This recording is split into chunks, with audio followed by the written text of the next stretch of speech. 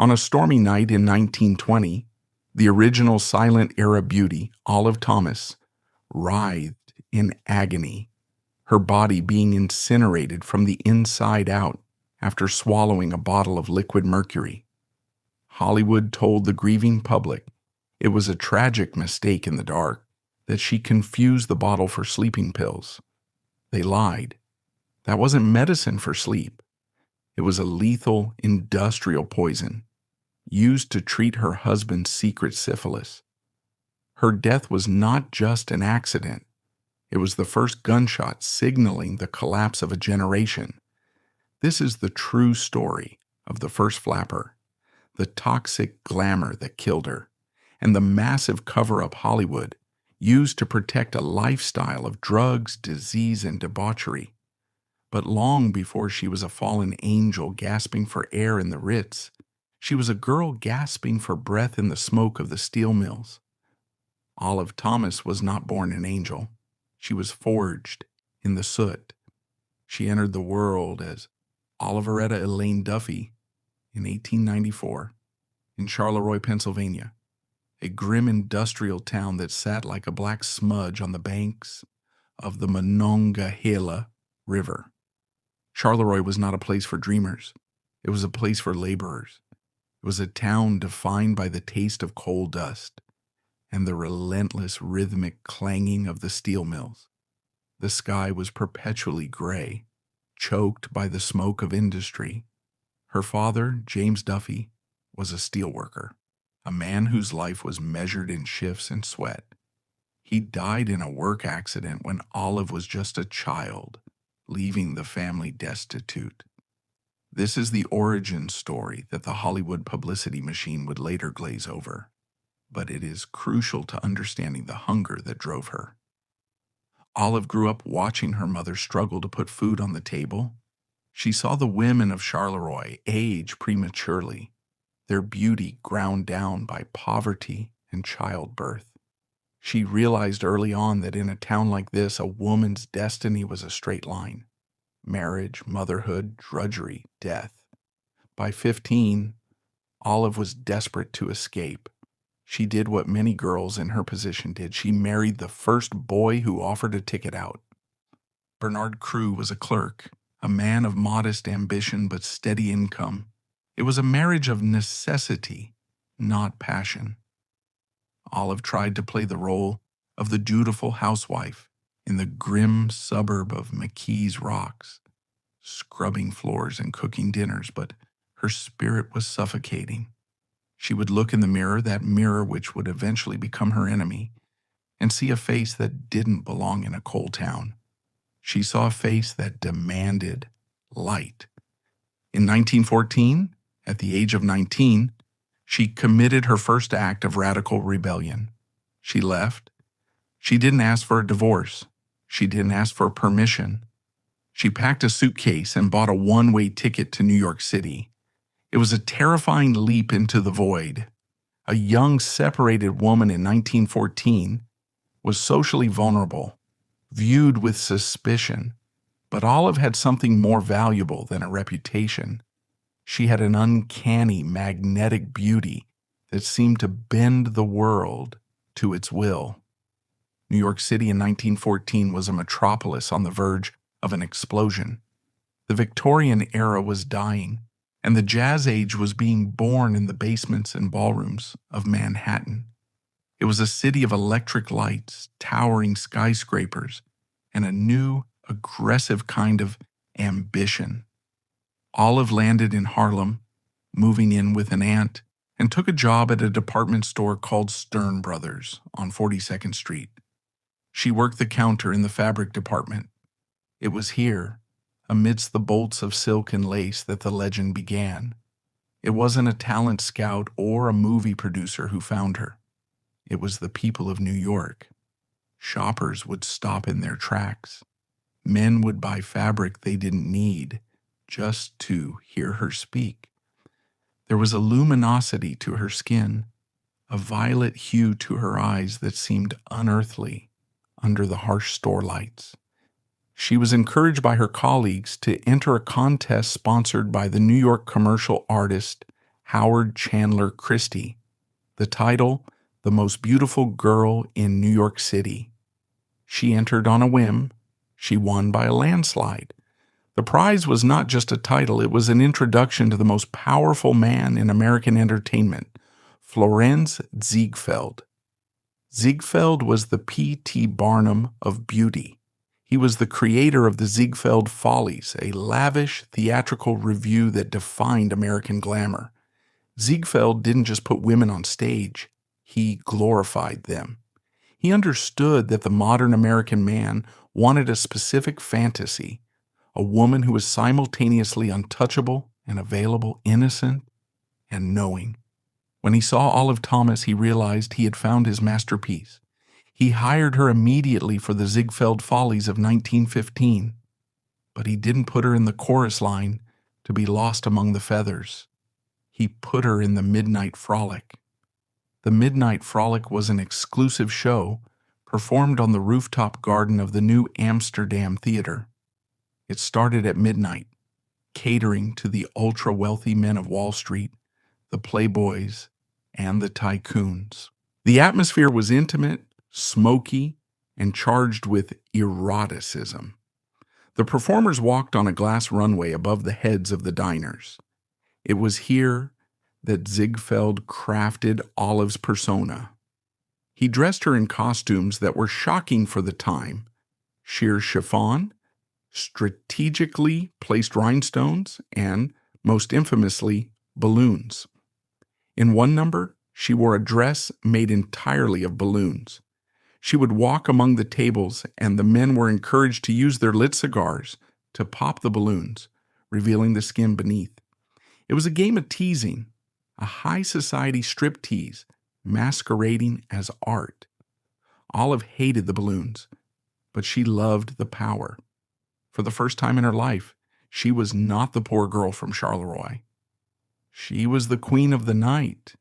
She was earning more money in a week than her father had earned in a year. She bought furs, she bought jewels, she bought a car. She was drinking the intoxicating elixir of absolute adoration. It was on this rooftop, under the artificial stars of the theater and the hungry gaze of 1,000 men, that the angel persona was solidified. But it was a dangerous kind of angel. The press began to call her a baby vamp, a term that captured her duality. She had the face of a cherub, but the eyes of a woman who knew exactly what the men were looking at. She was the virgin who knew the score.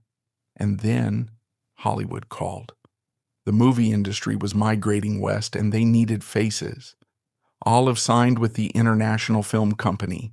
Her transition to silent film was seamless. The camera loved her even more than the stage lights did.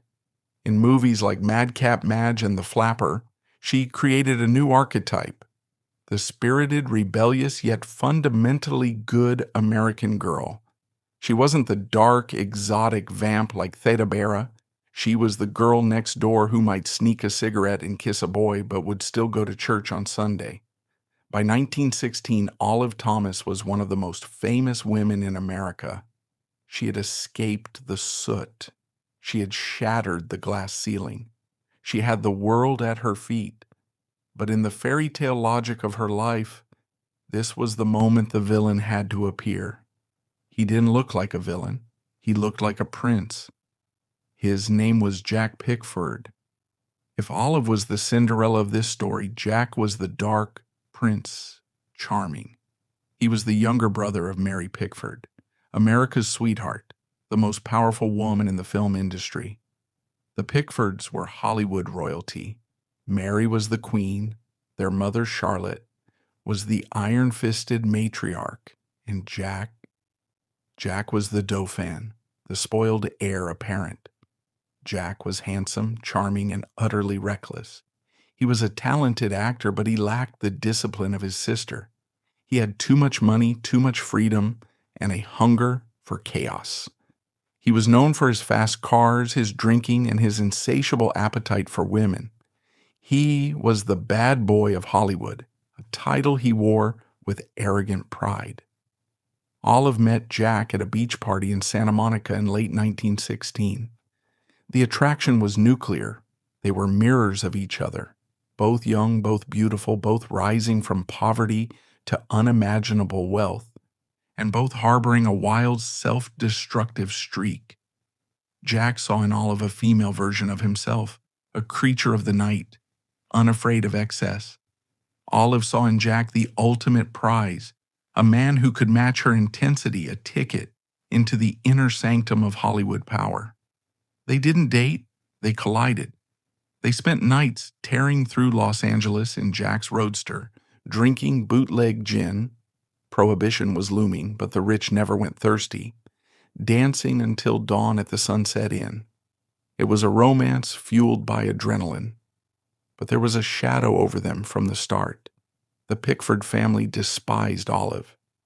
To Mary and Charlotte Pickford, Olive was that Ziegfeld girl, a glorified stripper who was corrupting their precious Jack. They saw her as a gold digger, a parasite attaching herself to the Pickford dynasty. They forbade the relationship. So in classic Romeo and Juliet fashion, Olive and Jack eloped. They drove to New Jersey in October 1916 and got married in secret. When the news broke, the press went wild. The ideal couple, the headline screamed. Beauty and the Beast of Charm. It was sold to the public as the ultimate love story. But behind the closed doors of their mansion, the fairy tale was already beginning to rot. They were two children playing house with dynamite. They were both possessive, both jealous, and both heavily addicted to the high life. Jack was not just a fun-loving party boy. He was a darker shade of hedonist. He introduced Olive to a world of harder vices. Cocaine was the drug of choice for the elite, a way to stay thin and keep the party going for days.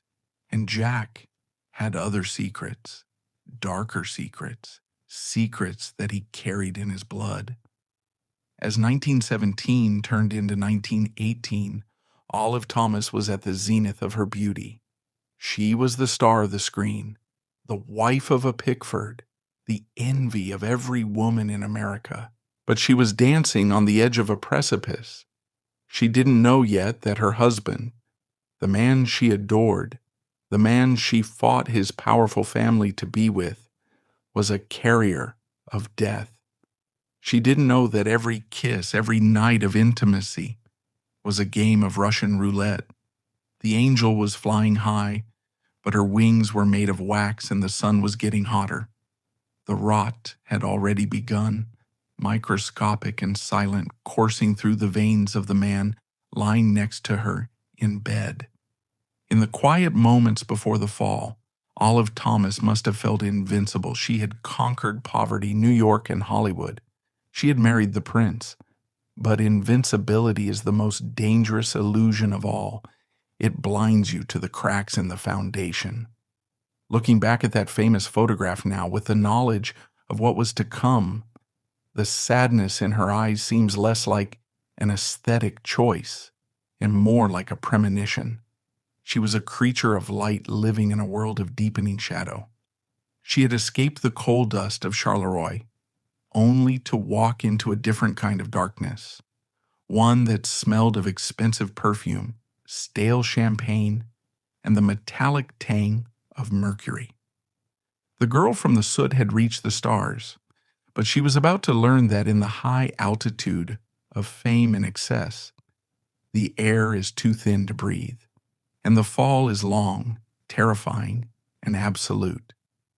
When Olive Thomas and Jack Pickford drove away from that secret New Jersey courthouse in October 1916, the ink on their marriage license was still wet, but the narrative was already being rewritten by the press. To the American public starving for distraction from the grim news of the Great War, they were the ideal couple. They were young, they were rich, and they possessed a terrifying amount of beauty. Magazines called them the world's most beautiful love story.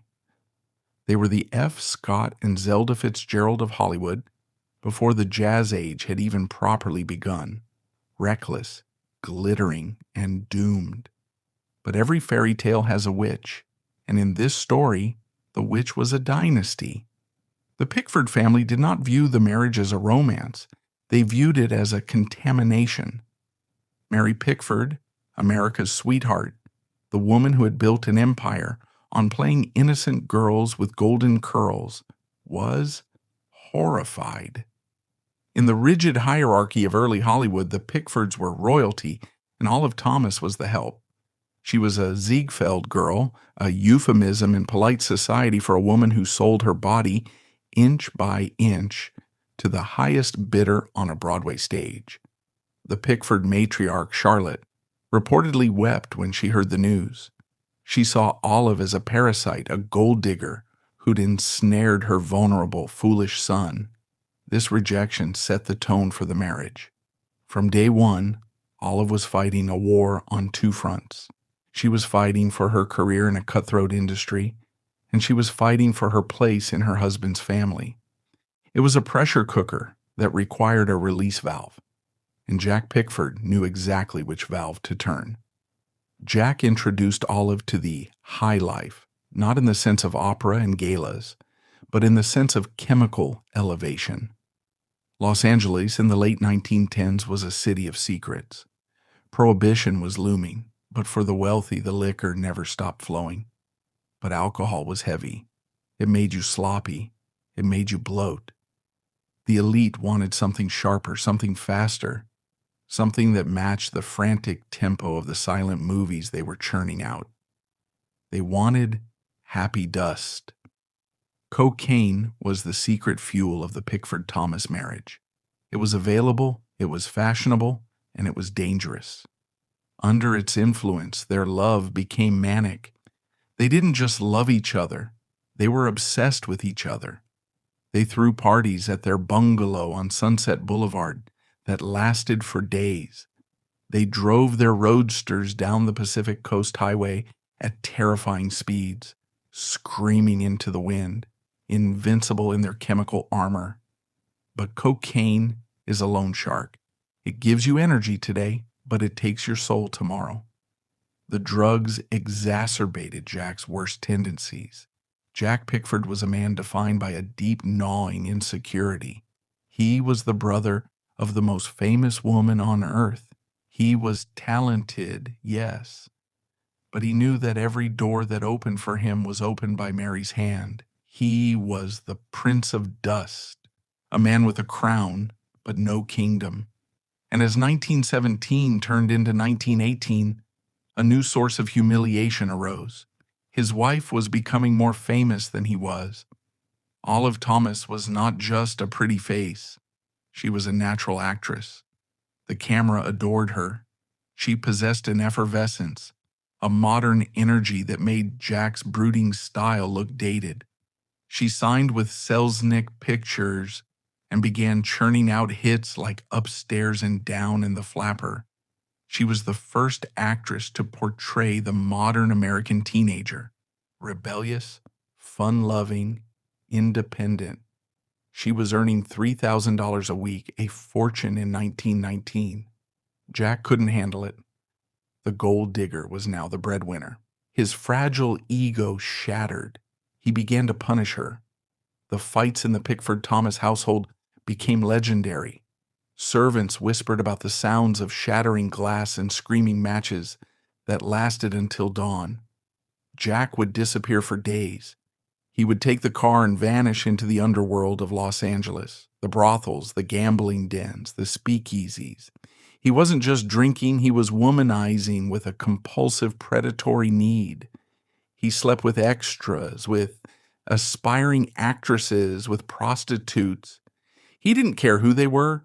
He only cared that they made him feel like a big man, a feeling he lost every time he looked at his successful, glowing wife. And Olive? Olive waited. She sat in their expensive home, surrounded by furs and flowers, pacing the floor. She was the vamp on screen, the woman who broke hearts. But at home, she was the pathetic, waiting wife. When Jack would finally stumble home, smelling of cheap perfume and gin, the cycle would reset. There would be tears. There would be apologies. Jack would buy her a diamond bracelet or a new roadster. Guilt gifts, the industry called them. And because she was addicted to him, addicted to the drama, and perhaps addicted to the belief that she could save him, she took him back. Every single time. They were trapped in a folie à deux, a shared madness. They were two drowning swimmers clutching each other, dragging each other down faster. By 1920, the cracks were too wide to plaster over with makeup. The press began to sniff around. Rumors of a separation swirled. The Pickford family was pressuring Jack to divorce her. Olive was exhausted. She was 25 years old, but her eyes held the weariness of a woman twice her age. The cocaine was making her paranoid. The alcohol was making her sick. The stress was eating her alive. They needed a grand gesture. They needed a reset button. In the summer of 1920, they came up with a plan, a second honeymoon. They would go to Europe. They would go to Paris, the city of light. They would leave the pressures of Hollywood, the judgment of the Pickfords, and the prying eyes of the gossip columnists behind. They convinced themselves that geography could cure pathology. They believed that if they stood on the Eiffel Tower or walked along the Seine, the magic would return. It was a beautiful, tragic delusion. They booked passage on the SS Imperator. It was a voyage of desperate extravagance. They brought trunks filled with couture gowns, tailored suits, and enough jewelry to ransom a king. They brought cases of bootleg liquor. They were playing the role of the golden couple to the hilt, performing for the other passengers, dancing in the ship's ballroom, laughing too loudly, drinking too much. But they were bringing a third passenger with them, an invisible, silent passenger that Jack carried in his blood. Jack Pickford's promiscuity had a price. In the brothels and back seats of Los Angeles, he had contracted the great pox, syphilis. In 1920, this was not just a disease, it was a death sentence and a supreme moral failing. It was the dirty disease. And Jack, in his selfishness or his denial, had not been careful. We do not know exactly when he infected Olive. Syphilis is the great imitator. Its early symptoms, sores that vanish, rashes that look like allergies, fatigue that feels like a hangover, can be easily explained away, especially by two people living a life of chaotic excess. Olive may have dismissed a sore throat or a fever as just another side effect of the happy dust. But as the Imperator cut through the Atlantic waves toward France, the bacteria Treponema pallidum was already circulating in Olive's system. The rot had begun. The beautiful face that was plastered on movie screens across America was masking a biological time bomb. When they arrived in Paris in August 1920, the city was in the throes of a post-war hedonistic fever. It was the perfect playground for their destruction. They checked into the Hotel Ritz on the Place Vendôme, the most luxurious address in the world. Their suite was a palace of velvet and gilt mirrors. It was supposed to be the setting for their romantic reconciliation. Instead, it became the stage for their final act. For a few weeks they tried. They toured the sites. They visited the battlefields of the Great War, perhaps looking for perspective on their own petty conflicts. They were photographed smiling, Olive in her cloche hats and furs, Jack in his dapper suits. But the nightlife of Paris seduced them. The Dead Rat, Le Rat Mort, in Montmartre became their haunt. It was a club known for its wild parties, its jazz, and its availability of drugs. The second honeymoon devolved into the same old nightmare, just with a French accent. The drinking escalated. The fights became more vicious.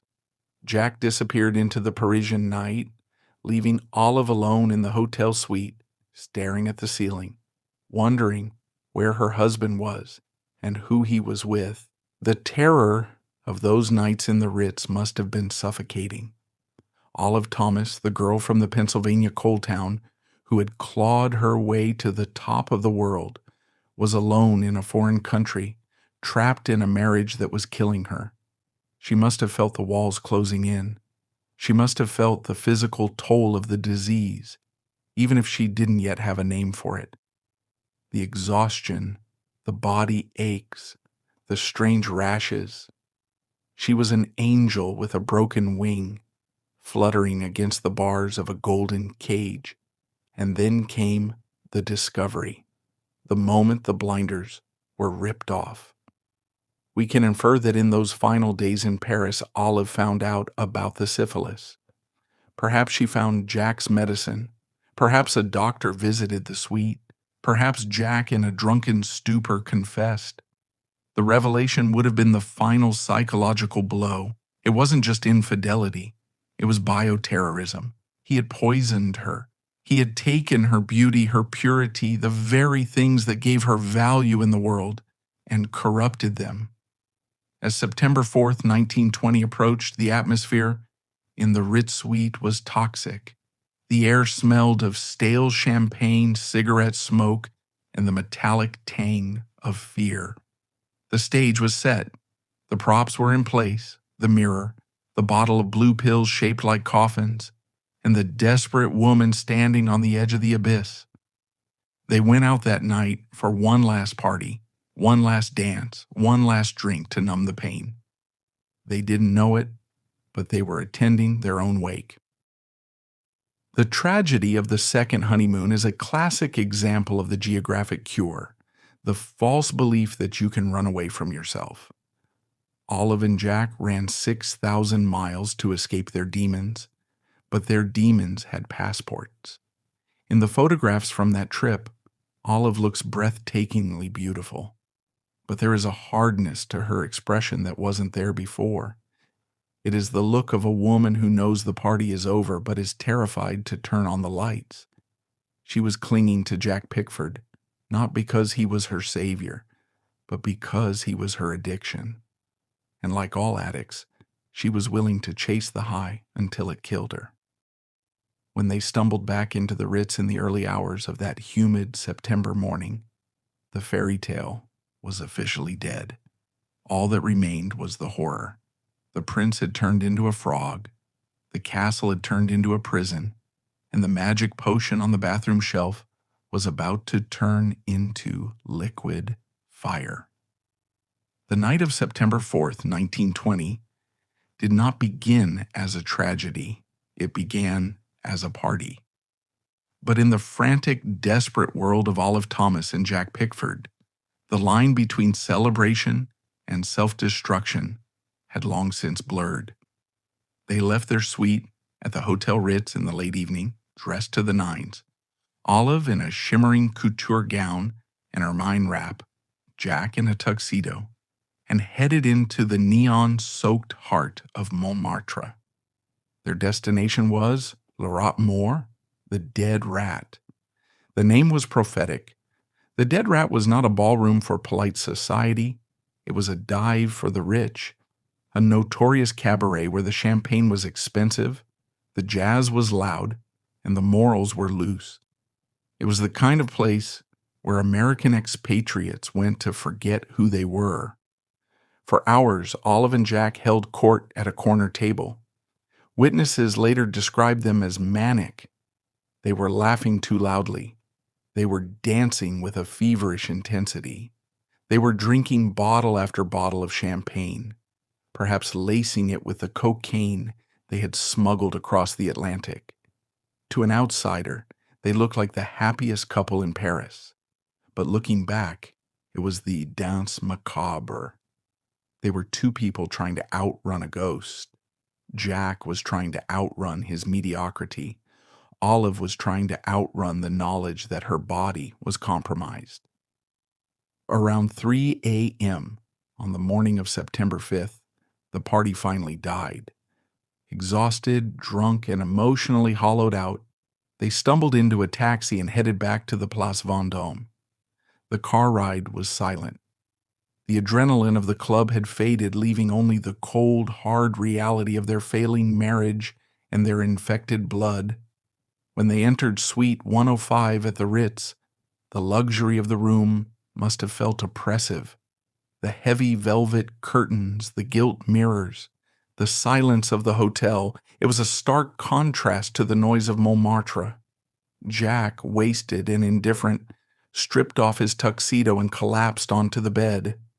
Within minutes, he was passed out, snoring, lost in a stupor of alcohol and exhaustion. Olive Thomas was alone. She didn't go to bed. She was vibrating with a nervous energy that alcohol couldn't drown. She sat at the writing desk for a moment, perhaps trying to write a letter to her mother back in New Jersey, but the words wouldn't come. The thoughts in her head were a chaotic storm of fear and self-loathing. She was 25 years old. She was the most famous flapper in the world, and she felt dirty. She walked into the bathroom. This is the moment where history holds its breath. The bathroom of a luxury hotel suite in 1920 was a marvel of white tile and electric light. It was clinical, unforgiving. Olive stood before the mirror. She looked at her face, the face that had sold millions of tickets, the face that soldiers had pinned to their trench walls. But in the harsh glare of the vanity bulbs, she didn't see the most beautiful girl in New York. She saw a woman rotting. We must remember the context of the syphilis. Whether she had physical sores yet, or just the terrified knowledge of exposure, the psychological toll was the same. She felt contaminated. The man sleeping in the next room, the man she had defied his powerful family to marry, had given her a disease that was considered a mark of supreme shame. In her mind, her beauty was a lie. Her purity was a joke. Her eyes drifted to the shelf above the sink.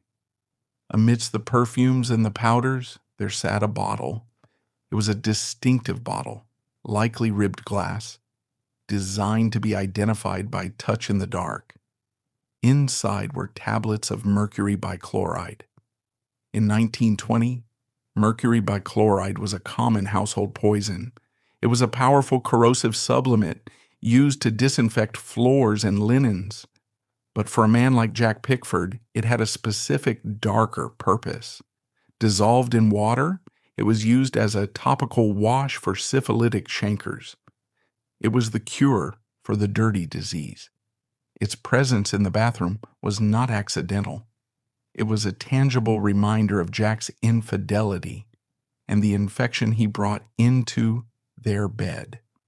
The official story, the one concocted later by the Pickford family lawyers, is that Olive, confused and seeking sleep, reached for a bottle of aspirin or sleeping draughts in the dark, but the lights were on. Olive had just spent hours at a club. She was wired, not sleepy. And the bottle of mercury bichloride looked nothing like aspirin.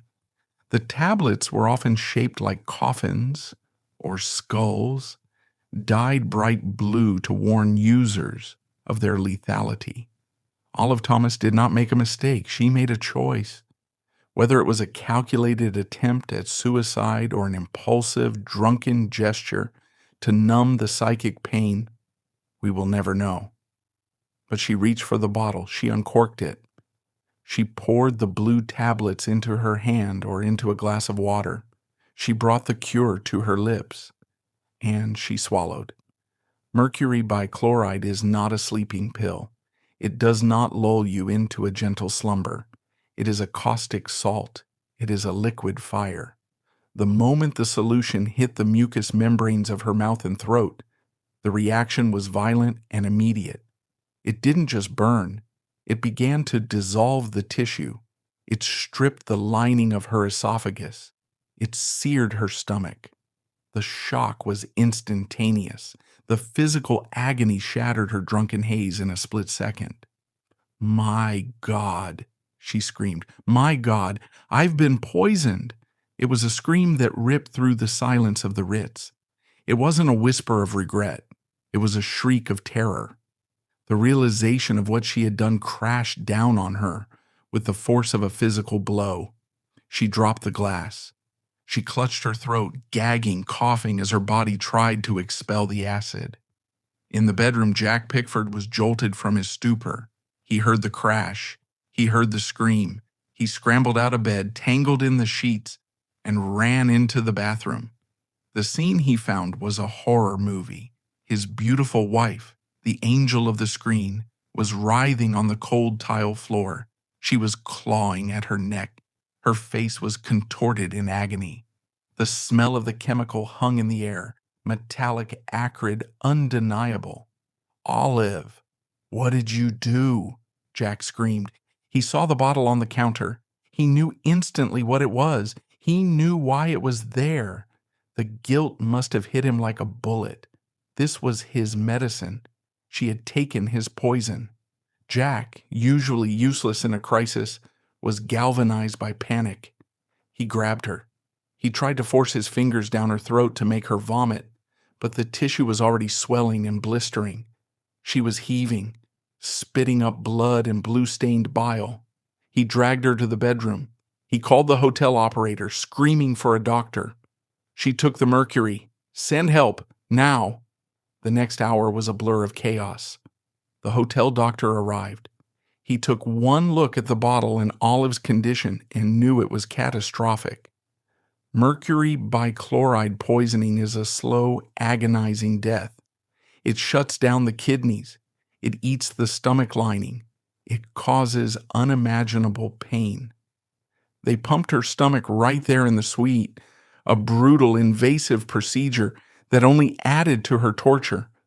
Olive was conscious through much of it, crying, begging for relief, whispering Jack's name.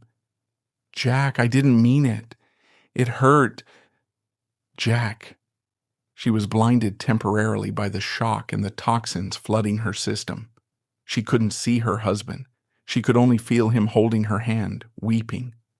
The Prince of Dust was watching his kingdom burn. As dawn broke over Paris on September 5th, an ambulance arrived to take Olive Thomas to the American hospital in Neuilly. She was carried out of the Ritz on a stretcher, a blanket covering the face that had launched 1,000 ships. The paparazzi weren't there yet. The city was quiet, but the silence in the ambulance was heavy with the weight of the inevitable. Olive Thomas had swallowed the fire. She had tried to burn away the rot, but she had only succeeded in igniting her own funeral pyre. The angel was still alive, but she was no longer whole. She was a broken vessel, filled with regret and a poison that was slowly, methodically turning her lights out. The bathroom at the Ritz returned to being just a bathroom. The maids would come in later to clean the floor, to wipe away the shards of glass, to scrub the blue stains from the tile. The bottle of mercury bichloride would be taken into evidence, then disappear. But in that sterilized, white-tiled room, the Jazz Age lost its innocence. The era of anything goes hit a wall. Olive Thomas proved that you cannot drink your way out of despair, and you cannot drug your way out of reality. She proved that the beautiful people bleed just like everyone else, only their blood is mixed with champagne and shame. As the ambulance doors closed, the curtain fell on the first act of the tragedy. Now began the second act, the agony, the 5 days of hell where a woman whose body was her fortune would have to watch that body betray her, inch by agonizing inch, while the world watched and waited for the final credits to roll. The ambulance ride from the Place Vendôme to the American hospital in the suburb of Neuilly was a journey from the Jazz Age into the medieval. As the vehicle rattled over the cobblestones of Paris, in the pre-dawn light of September 5th, 1920, Olive Thomas was no longer the most beautiful girl in New York. She was a biological battleground. The mercury bichloride she had swallowed, whether in a moment of drunken confusion or suicidal despair, was not merely a poison, it was a heavy metal salt that acted as a corrosive agent. It didn't just kill cells, it fixed them in a state of death, coagulating the proteins in her throat, her esophagus, and her stomach. It was a chemical fire that could not be extinguished with water. When they arrived at the hospital, a fortress of brick and stone surrounded by manicured gardens, the doctors were horrified. They knew exactly what mercury bichloride did. It was a common suicide method among the desperate poor, but to see it ravaging the body of an American film star draped in silk and smelling of expensive perfume was a grotesque anomaly. They pumped her stomach again, a brutal procedure involving tubes and charcoal, but the damage was already cellular. The mercury had entered her bloodstream. It was now hunting her kidneys. For the next 5 days, room 114 of the American hospital became the center of a macabre vigil. It was a small white-walled room that smelled of antiseptic, lilies, and the metallic tang of blood. Inside, the angel was being dismantled. The medical progression of mercury poisoning is a slow, humiliating descent into hell. The first stage was the pain. The lining of Olive's throat and stomach had been seared away. She could not speak above a whisper. She could not swallow water without screaming. She was vomiting constantly, a black, bloody bile that signaled the necrosis of her internal tissue. The doctors administered morphine, but even the opiates could barely dull the sensation of being burned alive from the inside. Jack Pickford never left the room. He sat in a chair by the bed, still wearing the crumpled trousers from the night before, his face gray with shock and a hangover that had curdled into existential terror. He held Olive's hand. He wiped the sweat from her forehead. He watched the woman he worshipped disintegrate. But Jack's agony was compounded by a secret guilt that was heavier than the grief. He knew what was in that bottle. He knew why it was in the bathroom. The mercury bichloride was his medicine. It was the primitive, scorching cure for the syphilis coursing through his own veins. Olive had swallowed his shame. Every time she retched, every time she gasped for air, she was paying the price for his infidelity. He was watching his sin eat her alive. Outside the hospital, the machinery of the Pickford dynasty began to grind into gear. The news had broken. Olive Thomas poisoned in Paris. The headlines screamed from newsstands in New York, London, and Los Angeles. But the story being told to the public was a sanitized fairy tale. The Pickford family lawyers and publicists, terrified of the scandal involving suicide or venereal disease, spun a narrative of innocent tragedy. They claimed Olive was exhausted. They claimed the light in the bathroom had failed. They claimed she mistook the blue coffin-shaped tablets for aspirin or a sleeping draught. It was a lie that insulted the intelligence, but the public, desperate to preserve the image of their pristine flapper, swallowed it whole. They wanted to believe that their angel was a victim of fate, not a victim of her husband's disease or her own despair. Inside room 114, there was no room for lies. By the third day, the second stage of the poisoning set in, nephrotoxicity. The mercury had destroyed the delicate tubules of Olive's kidneys. They shut down completely. She stopped producing urine. This led to uremia, the buildup of waste products in the blood. Essentially, her body was poisoning itself a second time. The uremia brought with it a cruel new symptom, blindness. Imagine the horror. Olive Thomas, the girl whose face was her fortune, whose eyes were insured for thousands of dollars, woke up in the hospital bed and saw only darkness. "Jack," she whispered, her voice a ruin. "Why is it so dark? Turn on the lights." Jack had to lean close, his tears falling onto her hand, and tell her that the sun was shining through the window. He had to lie to her. He told her it was just a temporary reaction. He told her she would see again soon. He fed her ice chips that she couldn't keep down. He watched the light fade from the most famous eyes in America, knowing that he was the architect of the darkness.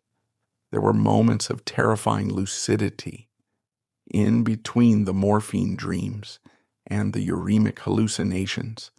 Olive would wake up and grip Jack's hand with a strength that belied her condition.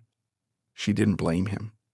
She didn't scream at him for the syphilis or the cheating or the drugs. She simply loved him. "I love you, Jack," she rasped. "Don't leave me." It was the ultimate tragedy of the rotting angel. Even as she lay dying, corroded by his poison, she was desperate for his affection. It was a love born of trauma, a bond forged in the fires of their mutual destruction. Jack Pickford, the Prince of Dust, wept openly. He promised her she would get better. He promised they would go back to New York. He promised he would be a better husband. But they were promises made to a ghost.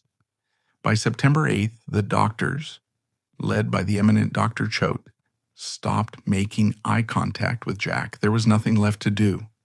The mercury had done its work. Her body was shutting down system by system.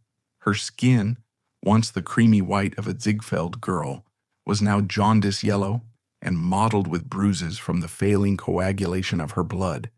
Her breath smelled of ammonia. She was a ruin. The media circus outside reached a fever pitch. Reporters tried to bribe nurses for updates. Rumors flew that she had been part of a champagne orgy, that she was a heroin addict, that Jack had forced the pills down her throat. The high society cover-up was working overtime to drown out the uglier rumors about syphilis. Mary Pickford, Jack's powerful sister, was cabling from California, demanding that the family name be protected at all costs. Even as Olive lay dying, she was a liability to be managed. On the night of September 9th, Olive slipped into a coma.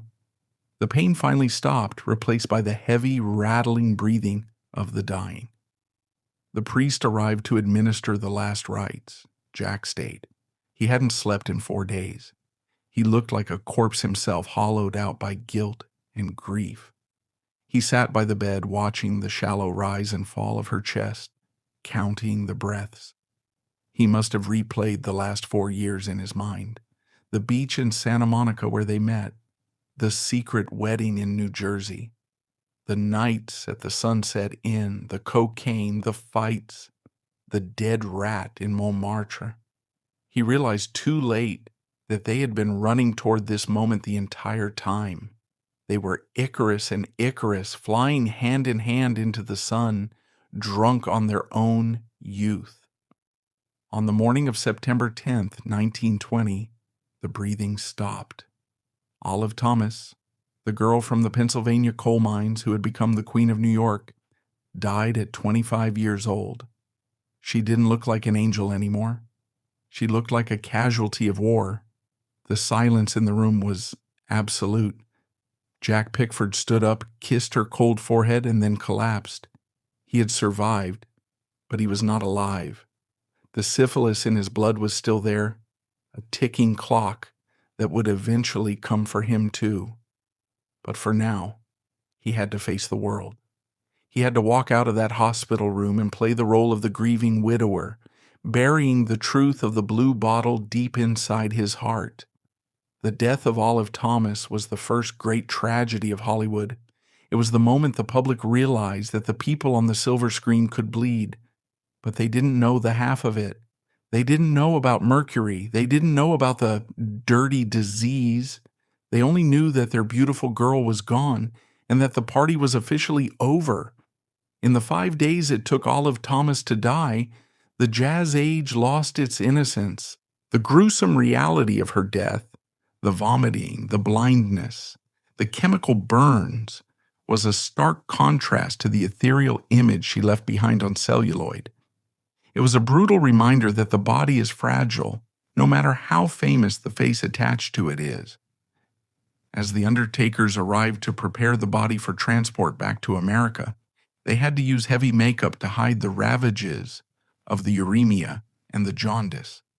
They had to reconstruct the angel so she could be viewed one last time.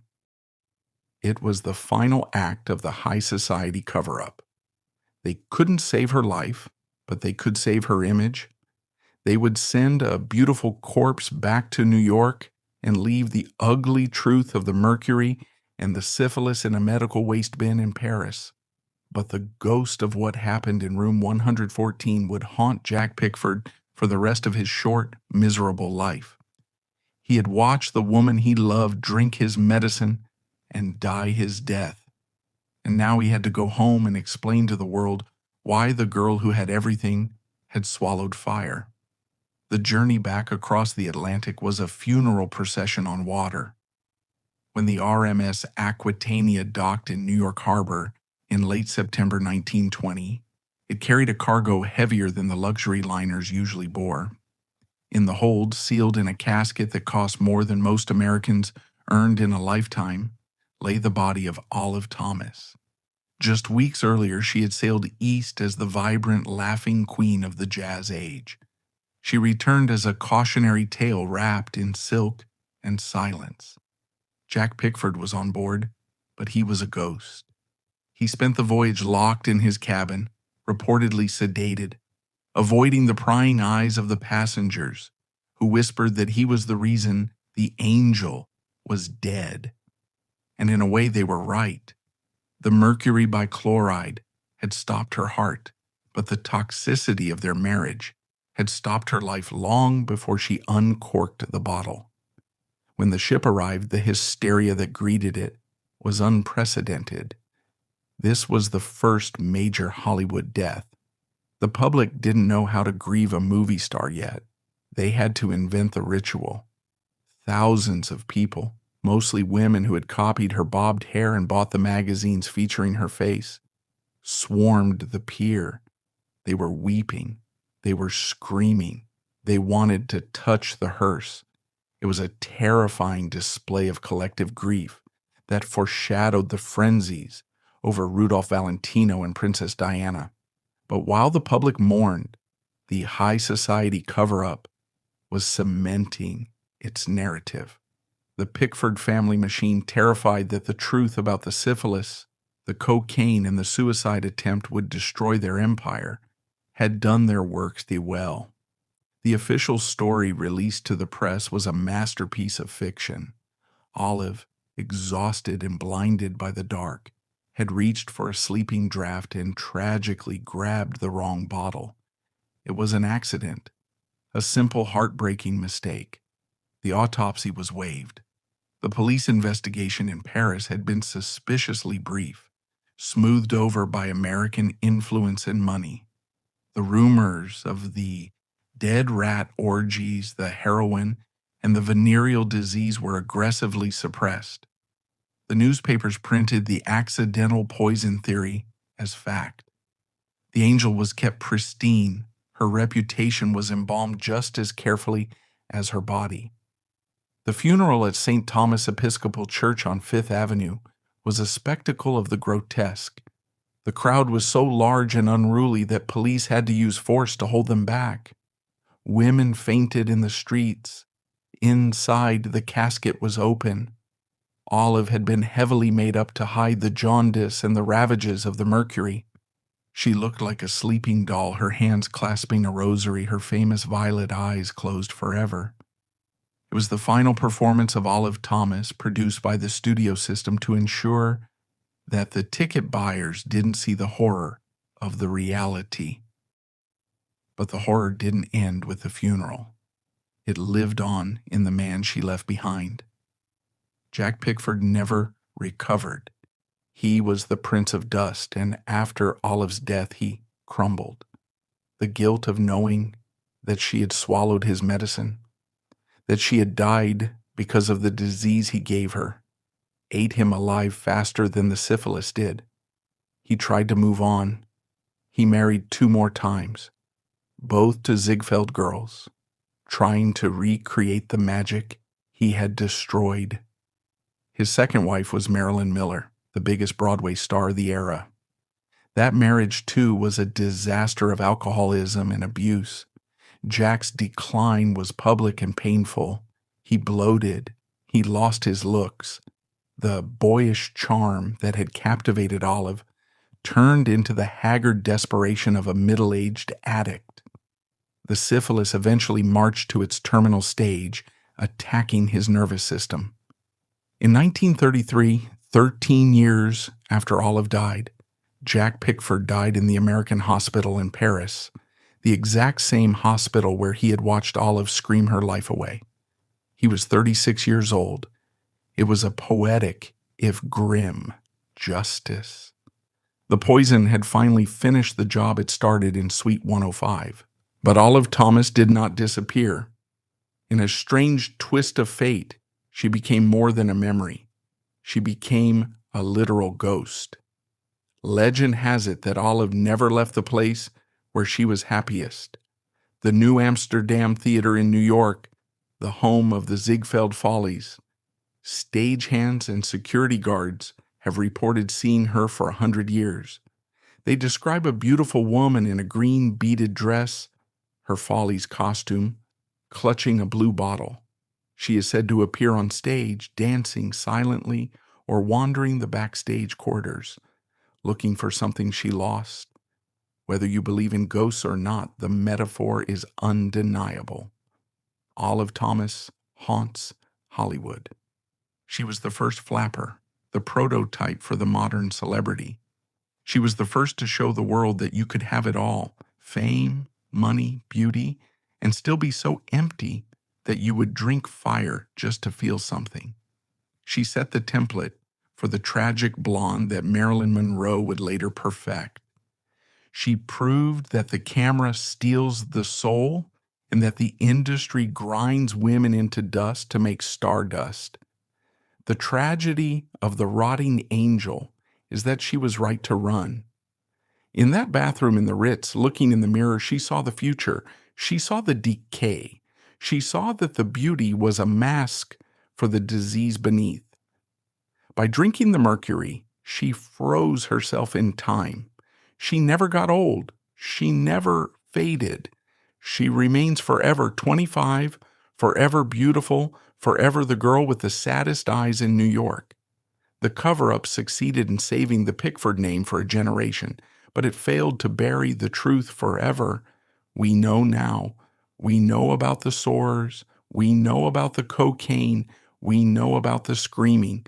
And when we look at that famous photograph of her, the one where she is draped in lace looking over her shoulder with that coy, knowing smile, we don't just see a movie star. We see a warning. We see a woman who realized that the American dream was a terminal illness. Olive Thomas was the canary in the coal mine of the 20th century. She sang the most beautiful song right up until the moment the air ran out.